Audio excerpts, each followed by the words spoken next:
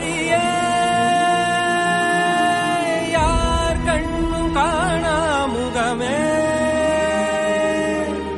கல் என்று நினைத்தேன் உனையே நீ யார் என்று சொன்னாய் மனமே தான் நீயா எதில் நீ இருந்தாய் எங்கோ மறைந்தாய் உன்னை தேடி அலைந்தேன் எனக்குள்ளே தெரிந்தாய் அருணையின் பெருமகனே எங்கள் அண்ணாமலை சிவனே ஆழிய பாதத்தில் ஓரிடம் வேண்டும் ஆழிய பாதத்தில் ஓரிடம் வேண்டும்